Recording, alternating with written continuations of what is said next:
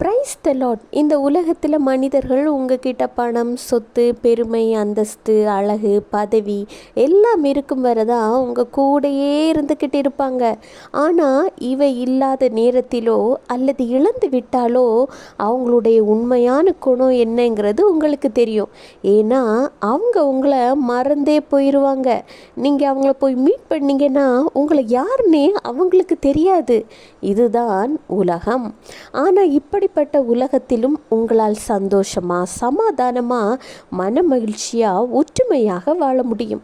அதற்கு ஒரே வழி ஆண்டவராகிய இயேசு கிறிஸ்து. இன்றைக்கு நீங்கள் மறக்கப்பட்ட நிலையில் இருக்கிறீர்களா? உங்களை நம்பினவர்கள் உங்களை மறந்து விட்டார்களா?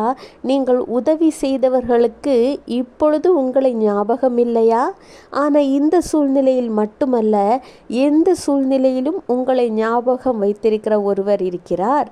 கர்த்தர் சொல்கிறார், ஏசாயா 44:21, யாக்கோபே, இஸ்ரவேலே, இவைகளை நினை, நீ என் தாசன், நான் உன்னை உருவாக்கினேன், நீ என் தாசன், இஸ்ரவேலே, நீ என்னால் மறக்கப்படுவதில்லை. கர்த்தர் சொல்கிறத கேட்டிங்களா?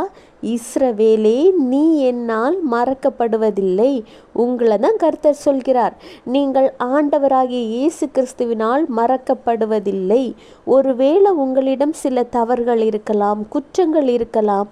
எவை இருந்தாலும் சரி, அவை எல்லாவற்றையும் நீங்கள் உணர்வடைந்து ஆண்டவராகிய இயேசு கிறிஸ்துவை நோக்கி பார்க்கும் பொழுது அந்த குற்றங்கள், பாவங்கள் எல்லாவற்றிலிருந்தும் உங்களை மன்னித்து மறந்து விடுதலை தருகிற ஒரு தேவன்தான் ஆண்டவராகிய இயேசு கிறிஸ்து. அவர் உங்களை எப்பொழுதும் மறப்பதில்லை. உங்கள் நியாயத்திற்காக போராடுகிறவரும் அவரே, உங்களுக்காக ஜெயத்தை பெற்றுத்தர இருக்கிறவரும் அவரே.